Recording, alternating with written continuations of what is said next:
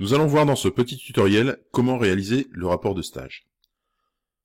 Alors, nous allons déjà voir ce que doit comporter le rapport de stage. Donc, il doit comporter une page de garde, une page blanche, le sommaire, une introduction, la présentation d'entreprise, histoire de l'entreprise, les activités réalisées dans l'entreprise, le détail d'une activité que vous avez réalisée, une fiche métier, une conclusion, et éventuellement des annexes. On va commencer par la page de garde. La page de garde doit comporter plusieurs choses. Vous avez un exemple sous les yeux, donc elle doit comporter votre nom, prénom et votre classe. Elle doit également comporter le logo de l'entreprise, ou si jamais vous n'avez pas le logo d'entreprise, une photo d'entreprise. Doit figurer également sur votre page de garde les dates de stage. Et ensuite, le nom de la personne qui vous a suivi pendant votre stage, ce qu'on appelle le tuteur professionnel. Ensuite, nous arrivons sur la page blanche. Cette page blanche est très importante parce qu'elle va éviter l'effet de transparence.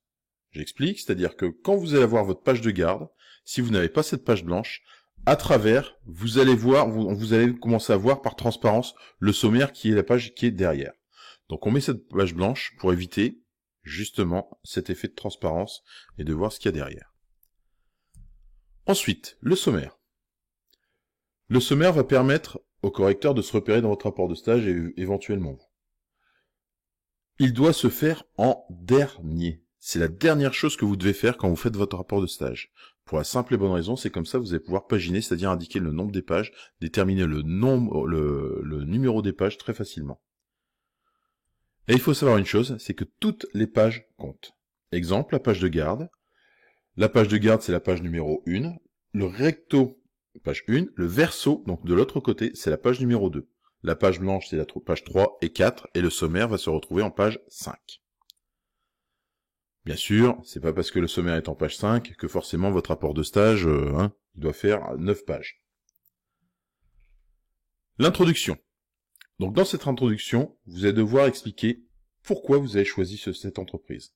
Pourquoi vous avez choisi de faire ce stage dans cette entreprise. Vous allez nous expliquer aussi comment vous avez trouvé ce stage. Et dans cette introduction, vous devez aussi expliquer ce que vous attendez de ce stage. Ce que vous avez attendu de ce stage. La présentation d'entreprise.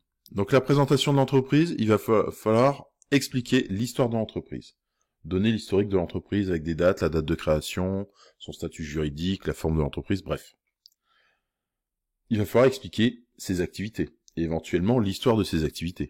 On va prendre l'exemple d'une société qui commence par vendre des pièces mécaniques, et au final, elle va se transformer petit à petit, peut-être en garage, parce que ça peut être intéressant pour le patron de faire poser les pièces sur les voitures. Ouais, ça c'est un exemple. Ensuite, il va falloir également nous expliquer nous expliquer sa structure, c'est-à-dire donner un organigramme. Un organigramme, c'est un schéma d'organisation de l'entreprise. Donc vous avez là 2-3 mots-clés, la société est créée par madame ou monsieur, la société fabrique, fait, voilà. Les activités réalisées pendant votre stage. En gros, un journal de bord. Donc là, il va falloir nous expliquer les activités que vous avez réalisées durant votre stage. Donc, la forme, elle est, on va dire, un peu libre.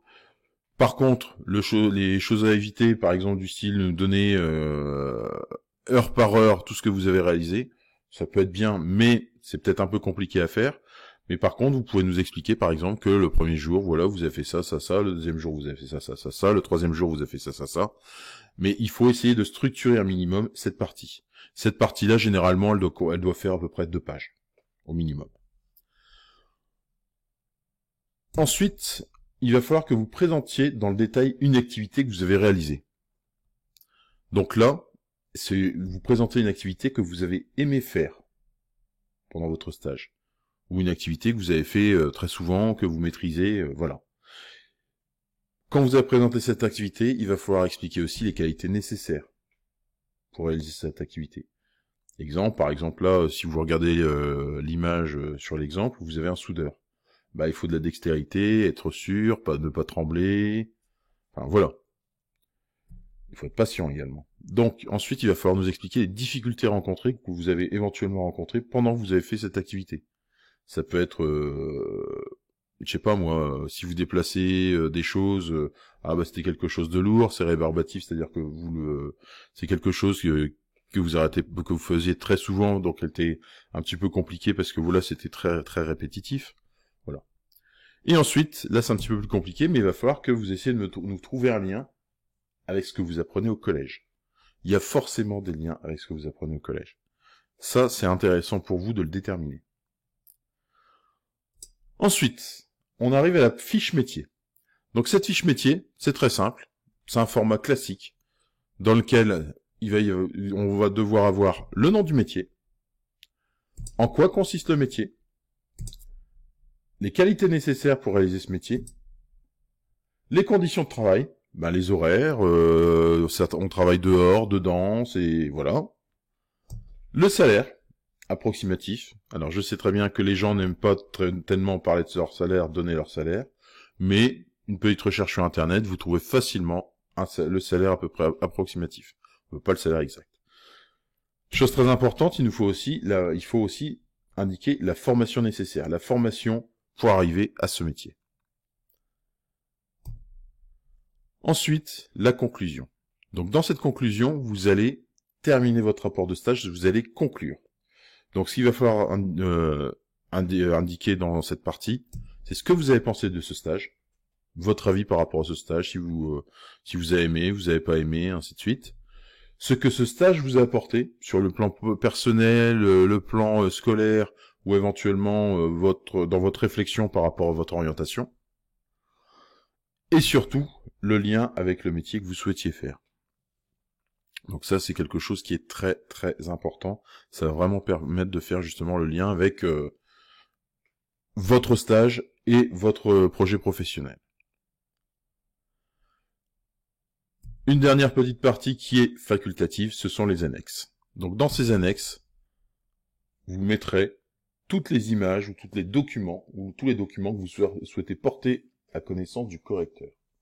Attention, ce n'est pas un catalogue. On va pas mettre dans les annexes plein de choses.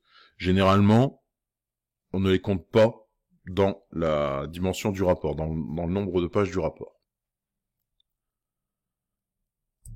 Dernière petite chose, il faut absolument respecter certaines choses, certaines règles.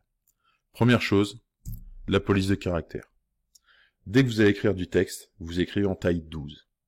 Et attention, utilisez une police qui soit lisible. Moi, si je peux vous donner un conseil, utilisez soit de l'Arial, soit du Times New Roman. Ce sont les deux polices, on va dire, les plus utilisées et les plus lisibles. Ensuite, dès que vous arrivez dans un paragraphe, utilisez une police de caractère de 14 ou 16 pour les titres de paragraphe, donc pour mettre les en-têtes de paragraphe. Chose importante aussi, n'oubliez pas que vous pouvez souligner et les mettre en gras. Pour des grands titres, pour une grande partie, vous allez pouvoir la mettre en 18. Même chose, en gras, italique, souligné si vous le souhaitez. Dans les choses à éviter, bien sûr, les photos. C'est très important qu'il y ait des photos dans votre rapport de stage, mais ce n'est pas une BD. On ne veut pas une BD ou un roman photo, quoi. Ce qui nous intéresse, c'est vraiment le contenu écrit. Et les photos sont là pour étayer, pour appuyer vos écrits. Et chose très importante, soyez cohérent dans la forme de présentation du rapport, c'est-à-dire la charte graphique uniforme. Très simple, si vous commencez à écrire avec une police de caractère Arial, vous utilisez la police de caractère Arial pour tout votre rapport. Si vous utilisez une police de caractère Comics sans MS, par exemple, pour les titres de paragraphes, ou bien pour les grands titres, vous utilisez la même police de caractère partout. Et surtout, attention à tout ce qui est faute d'orthographe et à la rédaction.